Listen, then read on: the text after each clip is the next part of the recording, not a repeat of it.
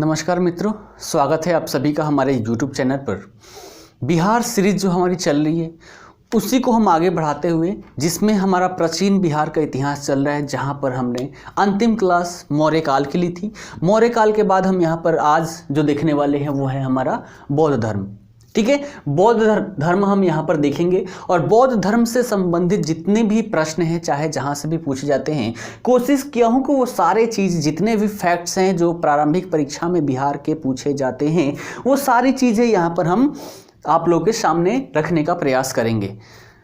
केवल इन फैक्टों का प्रयोग केवल प्रारंभिक परीक्षा में ही नहीं होती, बल्कि ये सारे चीज़ अगर हमें पता है तो हम इसको मेंस में भी डाल सकते हैं। तो आप ये समझकर ना चले कि यहाँ पर केवल प्रारंभिक परीक्षा की ही क्लास चल रही है, लेकिन मुख्य उद्देश्य जो है जितने भी सारे फैक्ट्स हैं वो सारे फैक्ट्स को लाना मुख्य उद्देश्य के रूप में यहाँ पर मैं रखता हूँ। ठीक है, तो समय जाया ना करते हुए हम यहाँ पर प्रारंभ करते हैं बौद्ध धर्म। बौद्ध धर्म की बात करें तो यहाँ ये बौद्ध धर्म से संबंधित सारी कहानियाँ हैं। इसमें अगर देखें तो यहाँ पर कुछ शब्द देखने को मिलता है, जैसे महाभिनिष्क्रमण, निर्वाण, धर्म चक्र परिवर्तन, महापरिनिर्वाण। ये सारी चीजें हम यहाँ पर समझने का प्रयास करेंगे कि ये सारी चीज बौद्ध धर्म में क्या है। उसके बाद हम यहाँ पर देखेंगे कि बौद्ध धर्म के सिद्धांत क्या है, जहाँ पर 4 आर्य सत्य दिए गए हैं। 4 आर्य सत्य क्या है, उसके बाद इससे अष्टांगिक मार्ग, ठीक है, अष्टांगिक मार्ग दिया गया, इसमें 10 सील दिए गए हैं। ये सारी चीज़ क्या है, ये सारी चीज़ समझेंगे। उसके बाद बौद्ध संगीतियाँ हुई है, बौद्ध संगीतियों के बारे में भी यहाँ पर समझने का प्रयास करेंगे। उसके बाद बौद्ध साहित्य को देखेंगे। तत्पश्चात हम यहाँ पर बौद्ध संप्रदाय से संबंधित जो भी बातें हैं वो सारी चीज़ें यहाँ पर देखेंगे। फिर बौद्ध संघ के बारे में भी देख लेंगे कि बौद्ध संघ में किसी की जो प्रवेश होती थी किस प्रकार से होती थी, क्या क्या उसके नियम थे, वो सारी चीज़ें हम यहाँ पर देखने का प्रयास करेंगे। ठीक है, तो चलिए प्रारंभ करते हैं। बौद्ध धर्म की अगर बात करें तो संस्थापक आप लोगों को पता होगा कौन है, संस्थापक गौतम बुद्ध, जिनके बचपन का नाम क्या था, सिद्धार्थ। तो बौद्ध धर्म के संस्थापक गौतम बुद्ध है और इनका बचपन का नाम क्या है, सिद्धार्थ है। इनकी जन्म की बात करें तो कपिलवस्तु में लुम्बिनी नामक ग्राम में होता है। कपिलवस्तु नाम जो जगह है वहां पर लुम्बिनी नामक गांव में होता है। इनके पिता की बात करें तो इनके पिता का नाम सुशोधन था। ठीक है, पिता का नाम सुद्धोधन था, जो शाक्य कुल के क्षत्रिय राजा थे। माता की बात करें तो माता का नाम महामाया देवी था। ठीक है, और ये कोलीय कुल के कौशल की राजकुमारी थी। जब ये छोटे होते हैं तभी इनकी माता की मृत्यु हो जाती है। तत्पश्चात इनका पालन पोषण इनकी सौतेली मां प्रजापति गौतमी के द्वारा किया जाता है। ये पूरी कहानी बता रहा हूं कैसे बौद्ध धर्म स्थापित हुआ। ठीक है, तो फिर से रिपीट करता हूं, साथ में लिखते हुए चले तो ज़्यादा ठीक होगा। यहाँ पर बौद्ध धर्म का संस्थापक गौतम बुद्ध हैं, जिनके बचपन का नाम सिद्धार्थ है। इनकी जन्म कपिलवस्तु में लुम्बिनी नामक गांव में होती है। पिता शाक्य कुल के क्षत्रिय राजा थे, जिनका नाम सुद्धोधन था। ठीक है, जबकि माता की बात करें तो माता कोलीय कुल के कौशल की राजकुमारी थी, जिनका नाम महामाया देवी था। ठीक है, इनके बचपन काल में ही इनकी माता की मृत्यु हो जाती है। तत्पश्चात इनकी सौतेली माता प्रजापति गौतमी के द्वारा इनका पालन पोषण किया जाता है।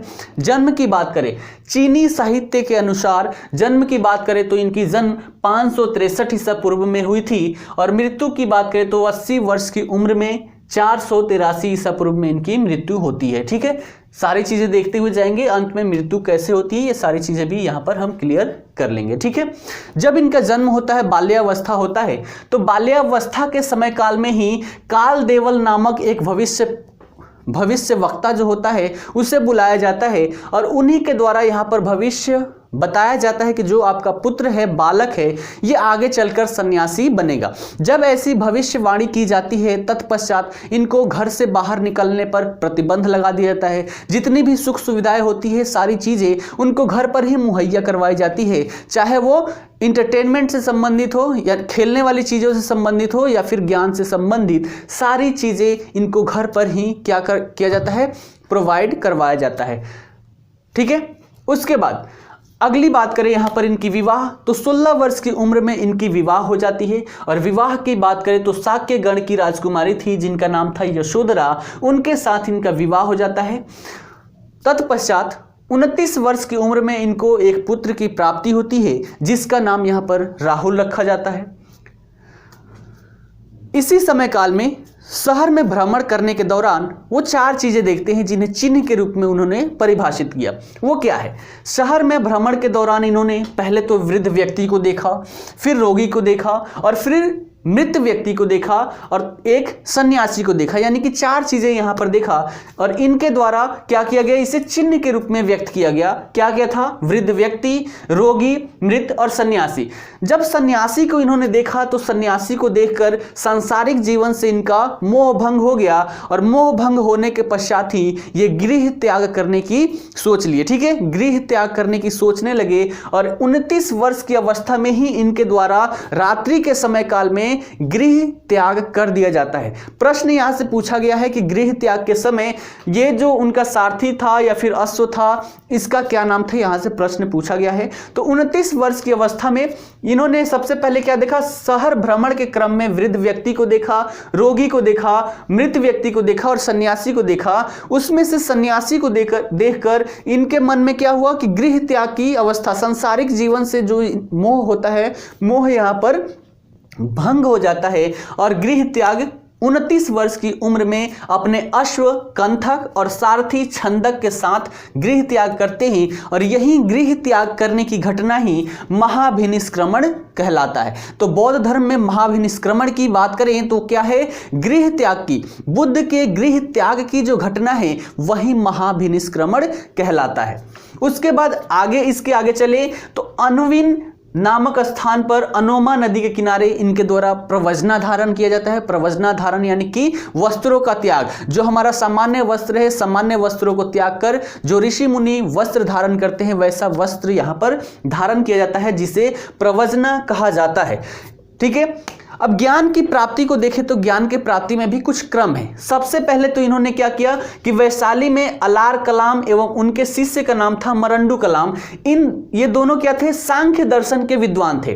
तो ज्ञान प्राप्ति के पहले चरण में जब इनके द्वारा प्रवचना धारण किया गया, तत्पश्चात ये वैशाली में पहुंचते हैं जहां पर अलार कलाम एवं उनके शिष्य मरंडू कलाम जो सांख्य दर्शन के विद्वान थे और साथ ही बात करें तो राजगृह में रुद्रक रामपुत्र से मिले और इनसे शिक्षा ग्रहण करने का प्रयास किया, लेकिन इनके शिक्षा से ये संतुष्ट नहीं हुए।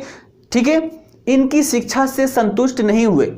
उसके बाद की बात करें तो इसके बाद क्या हुआ कि वो उर्वेला वन पहुंचे। उर्वेला वन कहाँ है? बोध गया में। और यहाँ पर इन्होंने अपने 5 साथियों के साथ कठिन तपस्या प्रारंभ की। 5 साथियों के नाम अगर बात करें तो 5 साथियों का नाम था कौडिल्य, अज, असित, वप्पा और भदिया। ये 5 साथी थे। 5 साथियों के साथ ये कठिन तपस्या यहाँ पर प्रारंभ करते हैं और यहाँ पर कठिन तपस्या प्रारंभ करने के साथ ही बहुत तपस्या करने के बाद यहाँ पर ज्ञान की प्राप्ति नहीं होती है और ऐसे सिचुएशन में ये जो इनके 5 मित्र थे, 5 मित्रों के द्वारा इन्हें पाखंडी बोला जाता है और पाखंडी साबित करके ये वहाँ से चल देते हैं। फिर भी ये यहाँ नहीं रुकते हैं और यहाँ से आगे बढ़ते हैं। पुनः वो गया के पास निरंजना नदी के किनारे उसी के तट पर तपस्या ये प्रारंभ करते हैं और वहाँ तपस्या के दौरान 35 वर्ष की अवस्था में पीपल के पेड़ के नीचे सुजाता नामक एक कन्या के द्वारा इनको खीर दिया जाता है और खीर खाने के बाद ही जो तपस्या प्रारंभ किए थे, तपस्या प्रारंभ के 49वें दिन इन्हें ज्ञान की प्राप्ति होती है और ज्ञान की प्राप्ति के साथ ही जो गौतम बुद्ध थे वो बोधिसत्व कहलाए। बोधिसत्व यानी कि ज्ञान की प्राप्ति के पश्चात गौतम बुद्ध जो थे वो बोधिसत्व कहलाए और ज्ञान प्राप्ति की घटना ही क्या कहलाई? यहाँ पर निर्वाण कहलाई। तो यहाँ पर हमने 3 शब्द देख लिया। 2 यहाँ पर महत्वपूर्ण है। पहला महाभिनिष्क्रमण यानी कि गृह त्याग करने की घटना और दूसरा हमने देखा निर्वाण यानी कि ज्ञान प्राप्ति की घटना। ठीक है, यहाँ तक क्लियर है। चलिए यहाँ से आगे बढ़ते हैं। यहाँ ज्ञान प्राप्ति के पश्चात तपस और मल्लिक नामक जो बंजारे थे बोध गया में सर्वप्रथम इनके शिष्य बनते हैं। सर्वप्रथम 2 बंजारे इनका शिष्य बनते हैं। नाम क्या था? तपस और भल्लिक। इसके पश्चात सबसे प्रथम जो उपदेश है इनके द्वारा सारनाथ में अपने 5 साथियों को दिया जाता है। और यही प्रथम उपदेश देना, जो सारनाथ में सबसे पहला उपदेश इनके द्वारा दिया जाता है, इसी चीज को धर्म चक्र परिवर्तन कहा गया। तो 3 शब्द हमने देख लिया, महाभिनिष्क्रमण, निर्वाण और धर्म चक्र परिवर्तन। यानी कि ज्ञान की प्राप्ति के पश्चात प्रथम उपदेश इनके द्वारा सारनाथ में अपने 5 साथियों को दिया जाता है और यही प्रथम उपदेश धर्म चक्र परिवर्तन कहलाया। ठीक है, और सारनाथ में ही यहां पर बौद्ध संघ की स्थापना की गई।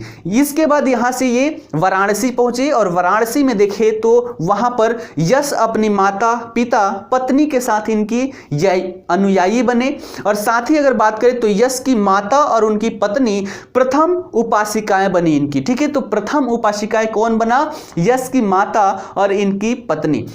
उसके बाद की बात करें तो वाराणसी से ये उरुवेला जा रहे थे। ठीक है, वाराणसी के पश्चात उरुवेला जाने के लिए निकले तो उसी समय काल में क्या हुआ कि रास्ते में ही 30 धनी व्यक्ति इनसे मिलते हैं, जिसके अगर नेता की बात करें तो नेता भद्र थे। यहां पर उन 300 धनी व्यक्तियों के द्वारा इनको, मतलब 300 धनी व्यक्ति इनके शिष्य बनते हैं यहां पर। तत्पश्चात देखें तो उरुवेला से ये राजगृह पहुंचते हैं और राजगृह में ही बिंबिसार के द्वारा इनको वेणुवन वन जो था वो दान में दिया गया। ये भी प्रश्न यहां पर पूछे जा चुके हैं। ठीक है, तो उरुवेला से ये राजगृह पहुंचते हैं जहां पर बिंबिसार के द्वारा वेणुवन वन दान में दिया जाता है। और फिर राजगृह से ये लुम्बिनी पहुंचते हैं और लुम्बिनी में ही क्या होता है कि स्त्रियों को बौद्ध संघ में शामिल कर लिया जाता है। स्त्रियों को बौद्ध संघ में शामिल कर लिया जाता है। ठीक है, तो यह भी प्रश्न हो सकता है कि बौद्ध संघ में स्त्रियों को सर्वप्रथम जो अनुमति दी गई शामिल होने की, वो कहाँ दी गई? लुम्बिनी में। और बात करें पहली स्त्री जो संघ में प्रवेश करती है वो इनकी माता प्रजापति थी। ठीक है, तो संघ में प्रवेश करने वाली पहली महिला, पहली स्त्री माता प्रजापति थी। इसके बाद की बात करें तो ज्ञान के प्राप्ति के 8वें वर्ष ये वैशाली पहुंचते हैं और वैशाली में ही कुटाग्रशाला नामक विहार लिच्छवियों के द्वारा इनको दान में दिया जाता है। और यहीं पर जो वैशाली थी वहां की नगर वधु थी, वो भी इनकी यहां पर शिष्या बनती है। तो ज्ञान प्राप्ति के 8वें वर्ष वो वैशाली पहुंचते हैं जहां पर लिच्छवियों के द्वारा कुटाग्रशाला नामक विहार दान में दिया जाता है और वहीं पर वहां की नगर वधु वैशाली जो थी वो शिष्या बनती है। तत्पश्चात आगे की बात करें तो ज्ञान प्राप्ति के 20वें वर्ष ये श्रावस्ती पहुंचते हैं। श्रावस्ती की बात करें तो कहां है? कौशल की राजधानी है और वहीं पर इनको अंगुलीमाल नामक डाकू बनता है। अंगुलीमाल डाकू क्या था कि वो 100 लोगों को मारने की प्रतिज्ञा किया था और जिसको भी मारता था उसके एक अंगुली को काटकर अपने माला में पिरो लेता था। तो यहां पर ज्ञान इनके द्वारा दिया जाता है। तत्पश्चात अंगुलीमाल डाकू इनका शिष्य यहां पर बनता है। अपने जीवन में सर्वाधिक उपदेश की बात करें तो अपने संपूर्ण जीवन काल में सबसे ज्यादा जो उपदेश दिया गया इनके द्वारा वो श्रावस्ती में ही दिया गया। तत्पश्चात जीवन के 80वें वर्ष यानी कि 483 ईसा पूर्व में पावा जो दक्षिणी मल की राजधानी थी वहां पर चुंद नामक सुनार के घर वो ठहरे और वहां पर सुअर का मांस खाने से इनको उदर का विकार हुआ और इसी विकार के कारण इनकी मृत्यु हो जाती है और इनकी मृत्यु की इसी घटना को यहां पर महापरिनिर्वाण कहा गया। ठीक है, महापरिनिर्वाण। तो बौद्ध धर्म से संबंधित 4 शब्द हमने देखा। महाभिनिष्क्रमण यानी कि गृह त्याग की घटना जो 29 वर्ष की एज में होती है। उसके बाद हमने देखा निर्वाण प्राप्ति, और निर्वाण प्राप्ति क्या है? ज्ञान प्राप्ति की घटना ही निर्वाण कहलाई और वो कब? 35 वर्ष की उम्र में। फिर उसके बाद इनके द्वारा पहला उपदेश सारनाथ में दिया जाता है और यही पहला उपदेश धर्म चक्र परिवर्तन कहलाया।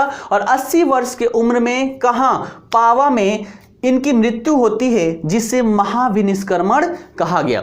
जब इनकी मृत्यु हो जाती है तो मृत्यु के समय जो इनके शिष्य थे आनंद, उन्होंने बोला कि आपके पश्चात हमारा मार्गदर्शक कौन होगा? तो यहां पर इनके द्वारा उत्तर दिया जाता है कि मेरे बाद ठीक है, मेरे बाद मेरे जो उपदेश है, ठीक है, हमारे द्वारा जो उपदेश दिए गए हैं, यही क्या होगा, आप लोगों का मार्गदर्शक होगा। यानी कि हमारे उपदेशों के माध्यम से ही आप लोग अपना मार्गदर्शक करेंगे। ठीक है, जब इनकी मृत्यु हो जाती है तो कहा जाता है कि अवशेष की प्राप्ति हेतु 8 शासक यहां पर पहुंचते हैं। अवशेष की प्राप्ति हेतु 8 शासक यहां पर पहुंचते हैं और उन 8 शासकों ने जो अवशेष ले गए उन सभी अवशेषों पर क्या किए, स्तूप का निर्माण करवाए। इन 8 शासकों में देखें तो अजातशत्रु, शाक्य, लिच्छवी, ब्राह्मण, बुली, मल्ल, मौर्य और कोलिय, ये 8 शासक थे जो यहाँ पर अवशेष की प्राप्ति हेतु पहुँचते हैं और अवशेष लेकर वहाँ पर स्तूप का निर्माण करवाते हैं। तो ये देखें तो पूरा हमारा बौद्ध धर्म से संबंधित, यानी कि गौतम बुद्ध से संबंधित सारी बातें, जिनका बचपन का नाम सिद्धार्थ था, वो सारी चीज़ें हम यहाँ पर देखें और कैसे कैसे बौद्ध धर्म स्थापित हुआ। क्लियर है? ठीक है, चलिए अब देखते हैं बौद्ध धर्म के सिद्धांत क्या क्या है। बौद्ध धर्म के सिद्धांत क्या है? बौद्ध धर्म के सिद्धांत की बात करें तो यहां पर बुद्ध के द्वारा 4 आर्य सत्य यहां पर दिया गया। सिद्धांतों की बात करें तो 4 आर्य सत्य दिया गया, यानी कि पहला दुख, दूसरा दुख का समुदाय, तीसरा दुख निरोध और चौथा दुख निरोध गामिनी प्रतिपदा। यानी कि दुख है, ठीक है, दुख होगा, देखा जाए तो यहां पर दुखों का समुदाय है। समुदाय अगर आपको घिर गए आप दुखों से तो उसको क्या करेंगे, निरोध करेंगे, यानी कि उससे बाहर निकलने का प्रयास करेंगे। और बाहर निकालने के लिए क्या यहां पर करना पड़ेगा, दुख निरोध गामिनी प्रतिपदा, यानी कि बाहर निकालने के लिए यहां पर आपको अष्टांगिक मार्ग अपनाना पड़ेगा। ठीक है, तो 4 आर्य सिद्धांत दिया गया यहां पर कि संसार में दुख है, फिर दुखों का धीरे धीरे समुदाय बन जाएगा। अगर आप सुखी रहना चाहते हैं तो उन दुखों से बाहर निकलने का प्रयास कीजिए और बाहर निकलने के लिए यहां पर अष्टांगिक मार्ग दिया गया है कि ये जो 8 मार्ग है, इन 8 मार्गों के माध्यम से आप क्या कर सकते हैं, इन दुखों से बाहर निकल सकते हैं। ये 8 मार्ग देखते हैं क्या है। ठीक है, सम्यक यहां मैंने बाहर कर लिया क्योंकि सब में सम्यक है। सबसे पहला यहां पर मार्ग देखे तो क्या है, सम्यक दृष्टि। सम्यक दृष्टि का मतलब क्या हुआ, सत्य, ठीक है, सत्य और असत्य की पहचान करना ही यहां पर सम्यक दृष्टि कहा गया है। तो पहला क्या है, सम्यक दृष्टि, यानी कि आपकी दृष्टि ऐसी होनी चाहिए जिसकी वजह से आप सत्य और असत्य के बारे में जान पाए। उसके बाद यहां पर दूसरा है सम्यक संकल्प। दूसरा जो मार्ग है सम्यक संकल्प, और इसकी बात करें इसका मतलब क्या हुआ, तो यहां पर है सम्यक संकल्प का मतलब इच्छा और हिंसा रहित संकल्प। ऐसे संकल्प लेने हैं जिसमें इच्छा भी ना हो और हिंसा भी ना हो, इसी को बौद्ध धर्म में सम्यक संकल्प कहा गया है। उसके बाद यहाँ पर बोला गया है सम्यक वाक। और सम्यक वाक की बात करें यानी कि जो आपकी बोलने की भाषा हो, जो आप बोल रहे हैं उसमें मृदुता होनी चाहिए, ये तीसरा मार्ग यहाँ पर दिया गया है। उसके बाद यहाँ पर अगला है सम्यक कर्मांत। सम्यक कर्मांत का अगर मतलब देखें तो यहां पर बोला गया है कि सत्य काम करना, सत्य काम करना ही यहां पर सम्यक कर्मांत कहा गया है। उसके बाद अगला है, अगला मार्ग 5वां सम्यक आजीव। ठीक है, सम्यक आजीव, इसका मतलब सादा जीवन यापन करना। ठीक है, धूमधाम से ये विलासिता की वस्तुएं, ये सारी चीजों को त्याग कर सादा जीवन यापन करना सम्यक आजीव हो गया। अगला यहां पर मार्ग दिया गया है सम्यक व्यायाम। सम्यक व्यायाम यानी कि इसकी बात करें तो इसका मतलब हुआ कि सही दिशा में किया गया कार्य। व्यायाम यानी कि जो आप कार्य कर रहे हैं वो सही दिशा में होना चाहिए, इसी को बौद्ध धर्म में सम्यक व्यायाम कहा गया है। उसके बाद अगला यहां पर मार्ग दिया गया है सम्यक स्मृति। और सम्यक स्मृति का मतलब अपने कर्मों के प्रति सजग होना, मतलब हमेशा याद रखना कि मैंने क्या क्या यहां पर कार्य किया गया है मेरे द्वारा, यानी कि सम्यक स्मृति।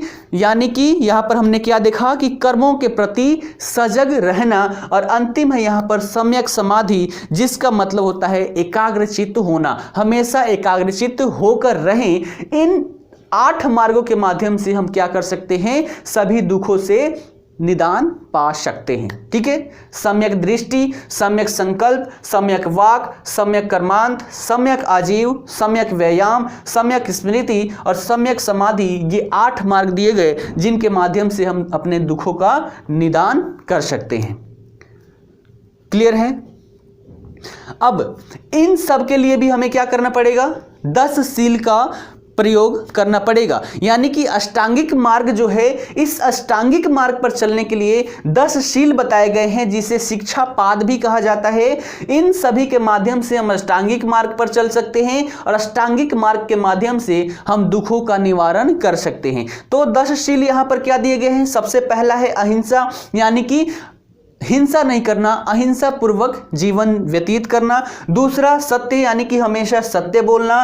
तीसरा है आस्तेय, यानी कि चोरी नहीं करना। चौथा है अपरिग्रह, यानी कि धन का संचय नहीं करना।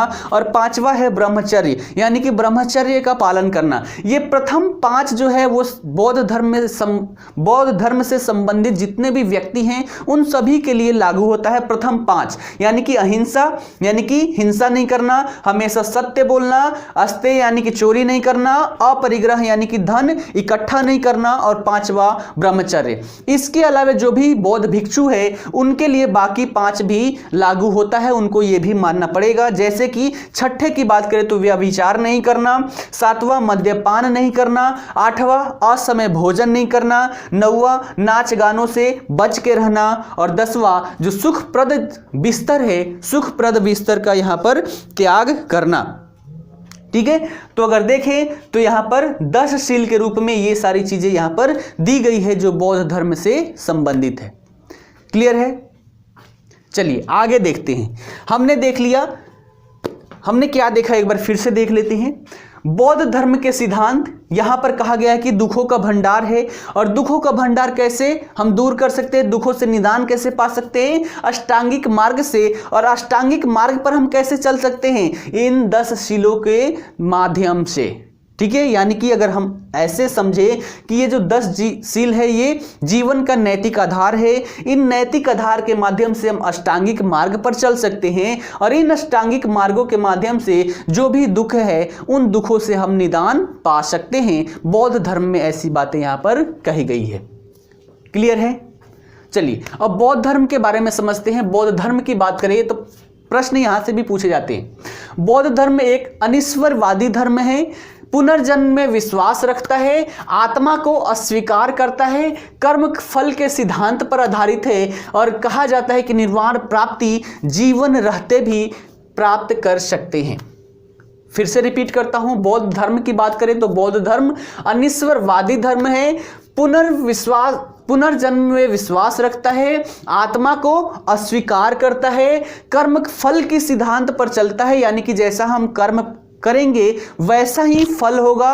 लोग बोलते हैं ना यहाँ पर कि सारे कर्मों का फल अगले जन्म में यहाँ पर मिलेगा, लेकिन यहाँ पर बोला गया है कि कर्म फल के सिद्धांत पर, अगले जन्म पर नहीं। यानी कि इस जन्म में अगर कोई दुख पा रहा है तो लोग बोलते हैं कि पिछले जन्म में आपने क्या किया होगा, कुछ बुरे कर्म किए होंगे। लेकिन यहाँ पर कर्म फल के सिद्धांत के आधार पर जीवन यापन की बात की गई है, यानी कि जैसा आप कर्म करेंगे वैसा ही फल की प्राप्ति होगी। उसके बाद इसमें कहा गया है कि निर्वाण की अगर प्राप्ति की बात करें तो हम जीवन रहते ही उसकी प्राप्ति कर सकते हैं। क्लियर है? चलिए अब बौद्ध संगति यहां पर हुई, बौद्ध संगति से प्रश्न पूछे जाते हैं तो उसको एक बार देख लेते हैं। पहली बौद्ध संगति की बात करें तो 483 ईसा पूर्व में राजगृह में हुआ था, जहां के अध्यक्ष महाकश्यप थे और शासक अजातशत्रु। ठीक है, फिर से रिपीट करता हूं, 483 ईसा पूर्व में जो पहली बौद्ध संगति होती है वो राजगृह में होती है, और अध्यक्ष के रूप में वहां महाकश्यप नियुक्त होते हैं। और शासक की बात करें तो उस समय शासक कौन था, अजातशत्रु। और यहां पर देखा जाए तो मुख्य रूप से सुत्त पिटक और विनय पिटक का संकलन किया गया। ठीक है, तो पहला 483 ईसा पूर्व में हुआ जहां पर सुत्त पिटक और विनय पिटक का संकलन किया गया। दूसरे की बात करें, दूसरी बौद्ध संगति, तो ये 383 ईसा पूर्व में, यानी कि इससे 100 वर्ष के पश्चात वैशाली में हुआ, जहां अध्यक्ष कौन थे, सर्वकामी। और शासक की बात करें तो कालाशोक थे। यहां पर मुख्य बात करें तो यहां पर स्थाविर और महासांगिक में विभाजन हो गया। ठीक है, बौद्ध धर्म जो था, बौद्ध संघ था, संघ में विभाजित हो जाता है स्थाविर और महासांगिक में। वो भी देखेंगे कि यहां पर ये क्या था, संप्रदाय था ये, जो स्थाविर और महासांगिक अलग अलग संप्रदाय में विभाजित हो जाते हैं। तो दूसरा बौद्ध संगीति हमने देखा 383 ईसा पूर्व में वैशाली में हुआ, जहां के अध्यक्ष सर्वकामी थे। शासक की बात करें तो कालाशोक, और वहां पर स्थाविर और महासांगिक में विभाजन हो जाता है। तीसरी बौद्ध संगीति की बात करें तो 249 ईसा पूर्व में पाटलिपुत्र में हुआ, जहां अध्यक्ष मोगली पुत्र तिस थे। शासक की बात करें तो शासक अशोक, और यहां पर अभिधम्म पिटक का संकलन किया गया। तो पहले वाले में सुत्त पिटक और विनय पिटक का संकलन हुआ, जबकि तीसरे वाले में अभिधम्म पिटक का संकलन हुआ, और ये तीनों को मिलाकर ही त्रिपिटक ग्रंथ कहा जाता है, जो बौद्ध साहित्य के रूप में देखा जाता है।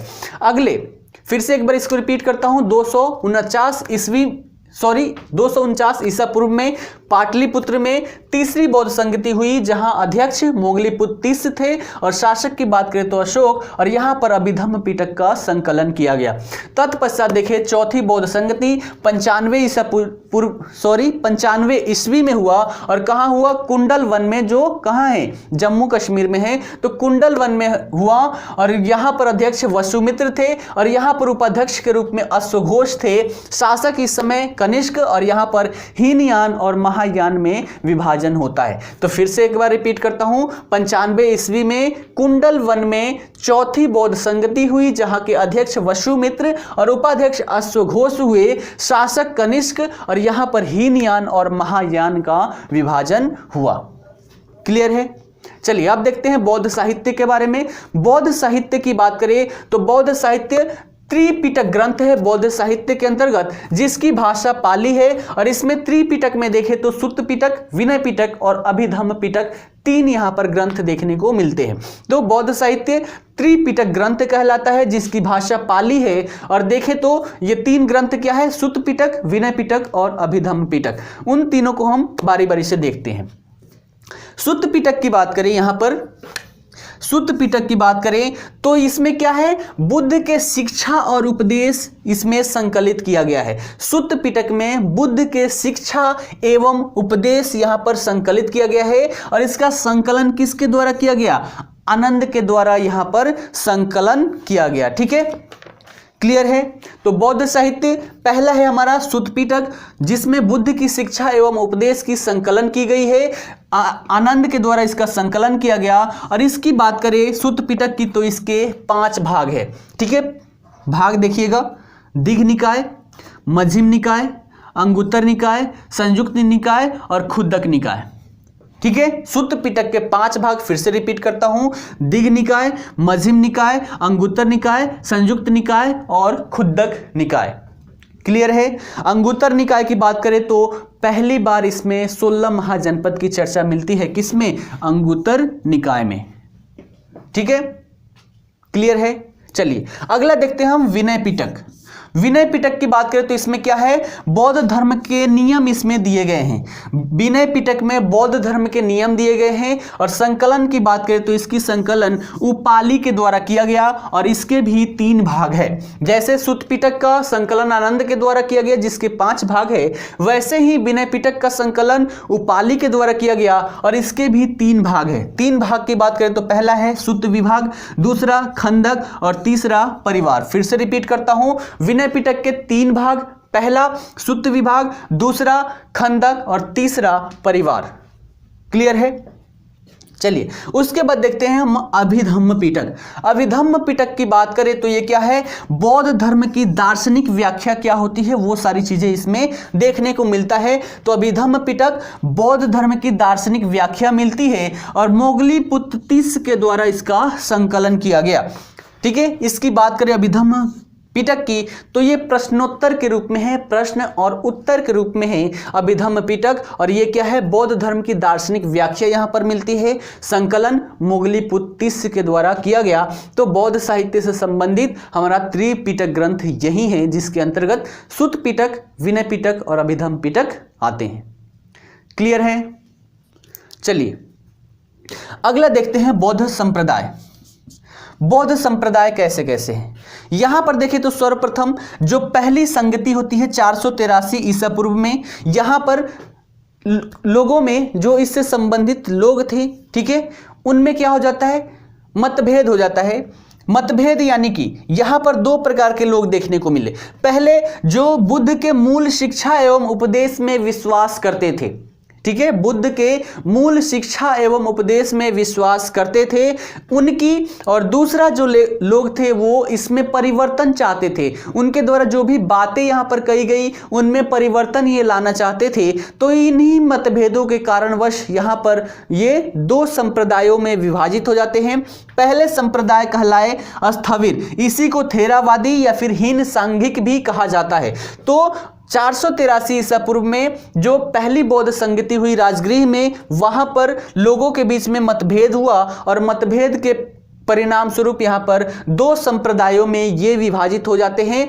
पहला संप्रदाय जो था स्थविर था, इसी को थेरावादी भी कहते हैं और हीन सांघिक भी कहते हैं, और इसके जो प्रवर्तक थे वो थे महाकच्चायन, ठीक है। तो स्थविर जो था महाकच्चायन इसके प्रवर्तक थे, और दूसरा जो संप्रदाय यहां पर देखने को मिला वो महासांगिक था, महासांगिक, और इसे ही सर्वास्तिवादी भी कहते हैं। तो दो संप्रदाय में विभाजित हो गए, स्थविर और महासांगिक। इसके प्रवर्तक की बात करें तो महाकश्यप इसके प्रवर्तक थे। क्लियर है। इसमें एक बात करें कि कौन मूल शिक्षा और उपदेश में विश्वास करता था, तो जो पहला संप्रदाय है स्थविर, ये बुद्ध के मूल शिक्षा और उपदेश में विश्वास करते थे और किसी प्रकार का परिवर्तन नहीं चाहते थे। जबकि महासांगिक की बात करें तो ये उसमें परिवर्तन चाहते थे, इसलिए यहां पर मतभेदों के कारण दो भागों में विभाजित हो जाता है।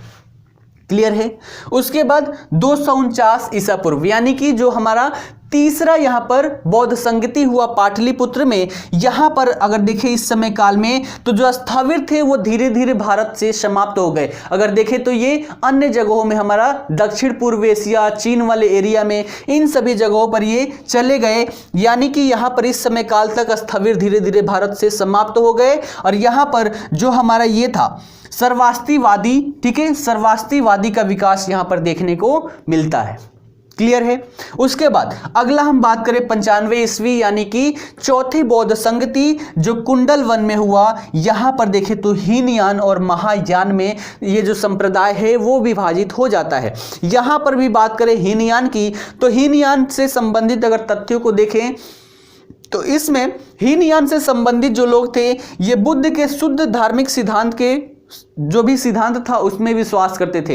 यानी कि बुद्ध के द्वारा जो भी धार्मिक सिद्धांत दिया गया उसमें विश्वास रखते थे, उसमें भी कुछ परिवर्तन नहीं चाहते थे। और जैसे अगर सिद्धांतों की बात करें, शुद्ध सिद्धांतों की, तो इसमें क्या क्या है, जैसे अभी हमने 4 आर्य सत्य देखा, 10 शील देखा, अष्टांगिक मार्ग देखा, ये सभी क्या है, शुद्ध धार्मिक सिद्धांत है, और इनके द्वारा इसमें कोई भी परिवर्तन नहीं चाहा गया। ये कौन कहलाए, हीनयान। हीनयान की बात करें तो ये बुद्ध को मानव मानते थे और इसलिए मूर्ति पूजा का विरोध करते थे, ये मूर्ति पूजा नहीं करते हीनयान संप्रदाय की। जबकि महायान की बात करें तो महायान जो इनके मूल विचार है, ये सारे मूल विचार हैं, इसमें परिवर्तन की बात इनके द्वारा किया गया, ठीक है, कि समय के साथ इसमें बदलाव आना चाहिए। ये परिवर्तन चाहे ये, यानी कि महायान बुद्ध को देवता समझे, ठीक है, बोले कि बुद्ध देवता हैं, और इसी के परिणाम स्वरूप ये लोग मूर्ति पूजा प्रारंभ कर देते हैं। और साथ ही इनके साहित्यों की भाषा की बात करें तो इनके साहित्यों की भाषा क्या थी, संस्कृत थी, ठीक है। तो बौद्ध संप्रदाय की बात करें तो 483 ईस्वी में पहला विभाजन स्थविर और महासांगिक में, महासांगिक के प्रवर्तक महाकश्यप जबकि स्थविर के प्रवर्तक महाकच्चायन थे। स्थविर बुद्ध के मूल शिक्षा और उपदेश में विश्वास करते थे जबकि महासांगिक परिवर्तन चाहते थे। 249 ईसा पूर्व में, यानी कि तीसरी बौद्ध संगति में स्थविर धीरे धीरे भारत से समाप्त हो जाते हैं और यहाँ पर सर्वास्तिवाद का विकास हो जाता है। फिर अगला यानी कि चौथा जो हमारा बौद्ध संगति हुआ 95 ईसा पूर्व में, इसमें हीनयान और महायान में विभाजन हो जाता है। और यहाँ पर देखें तो हीनयान बुद्ध के जो भी सिद्धांत थे उसमें विश्वास करते थे, जैसे 4 आर्य सत्य, अष्टांगिक मार्ग, 10 शील। उसके बाद बात करें तो ये बुद्ध को मानव समझते थे, इसलिए मूर्ति पूजा का विरोध करते थे। और जबकि हम महायान की बात करें तो ये मूल विचारों में, बुद्ध के जो भी मूल विचार थे उनमें परिवर्तन चाहते थे। ये बुद्ध को देवता मानते थे और इसलिए मूर्ति पूजा इनके द्वारा प्रारंभ किया जाता है। और भाषा की बात करें तो इनके साहित्यों की भाषा क्या थी? संस्कृत। इतनी बातें क्लियर है। चलिए अब बौद्ध संघ से संबंधित कुछ बातें देख लेते हैं कि बौद्ध संघ जो था उसमें अगर मुझे प्रवेश करना है तो उसके लिए क्या क्या करना पड़ेगा। यानी कि बौद्ध संघ के नियमों की बात करें तो उसमें प्रवेश के कुछ नियम थे। जैसे यहां पर बात करें तो सारनाथ में पहली बौद्ध संगति 5 सदस्यों के द्वारा, 5 शिष्यों के द्वारा वहां पर की जाती है। उसके बाद बौद्ध संघ की बात करें तो इसमें जो रूल है क्या क्या था, अगर देखें तो सबसे पहले तो आपकी उम्र 15 वर्ष होनी चाहिए और 15 वर्ष उम्र होने के साथ साथ आपको अपने माता पिता से इस विषय में बात करना पड़ेगा और वो जब आपको आज्ञा देंगे तभी आप बौद्ध संघ में सम्मिलित हो पाएंगे। ठीक है, तो सबसे पहले उम्र आपका 15 वर्ष होना चाहिए और माता पिता के आज्ञा के पश्चात ही आप बौद्ध धर्म में सम्मिलित हो सकते हैं। यहाँ पर बात करें कि कैसे कैसे व्यक्तियों के लिए बौद्ध संघ में प्रवेश करना वर्जित था, तो यहां पर बात करें तो सबसे पहले वैसे व्यक्ति जिसका उम्र 15 वर्ष से कम हो, वैसे व्यक्ति क्या होंगे? संघ में प्रवेश नहीं कर पाएंगे। उसके बाद बात करें तो जो चोर हो, हत्यारा हो, ऋणी हो, राजा का सेवक हो, सैनिक हो या फिर रोगी हो, इन सभी लोगों को बौद्ध संघ में प्रवेश नहीं दिया जाता था। फिर से रिपीट करता हूं, पहला जिसकी उम्र 15 वर्ष से कम हो, दूसरा चोर व्यक्ति, तीसरा जो हत्यारा हो, चौथा जो किसी का ऋणी हो, पांचवा राजा का सेवक हो, छठवां सैनिक हो या फिर सातवां रोगी हो, ऐसे व्यक्ति को संघ में प्रवेश वर्जित था। ठीक है, क्लियर है। चलिए, तो बौद्ध धर्म से संबंधित सारी चीजें मैं यहां पर लाने का प्रयास किया हूं जहां से प्रश्न पूछे गए हैं और पूछे जा सकते हैं। बहुतों का कमेंट आया कि टाइम ड्यूरेशन बढ़ाया जाए, 11 से 12 किया जाए या फिर टाइम कोई भी हो 1 घंटे का हो, परंतु यहां पर हम घंटे के हिसाब से नहीं चल रहे हैं, टॉपिक के हिसाब से चल रहे हैं। एक टॉपिक को करने में जितना भी समय का लगे, चाहे 1 घंटे से ज़्यादा लगे तो भी मैं करवाऊंगा या फिर 10 मिनट या 20 मिनट लगे तो भी करवाऊंगा। तो यहां पर हम टॉपिक को महत्व दे रहे हैं, ठीक है, ना कि समय को। अगर समय की बात करें, जैसे पहले लाइव क्लासेस चला करती थी, तब क्या होता था कि इतना बौद्ध धर्म को करवाने में मुझे 3 दिन लगा था, क्योंकि वहां पर लिखना पड़ता था। अब ये वीडियो कम समय में आप लोग के सामने हो, इसलिए मुझे लिखने में 2 घंटे लगते हैं। ठीक है, तो ये मत सोचिए कि यहां पर अगर 30 मिनट की क्लास है तो 30 मिनट ही लग रहा है, बाकी मेहनत में पहले ही कर लेता हूं ताकि इस समय काल पर समय आप लोगों का जाया ना हो और जितना भी समय आप यहां पर हो सही से उपयोग हो सके। ठीक है, तो इसलिए ये मत सोचिए 2 घंटे लगते हैं, 1.5-2 घंटे लगते हैं ये सारी चीजें लिखने में, तत्पश्चात मैं यहां पर कम समय में पूरे टॉपिक को समाप्त कर पाता हूं। ठीक है, क्लियर है।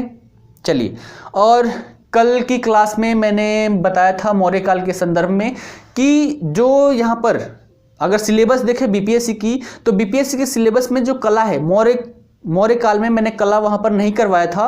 ठीक है, तो कला की अगर बात करें तो सिलेबस में अलग से 3 कला के बारे में दे रखा है जहां पढ़ना है, मौर्य कला, पाल कला और पटना कलम। तो उसको हम अलग से एक ही टॉपिक में तीनों ही कलाओं को समाप्त कर लेंगे।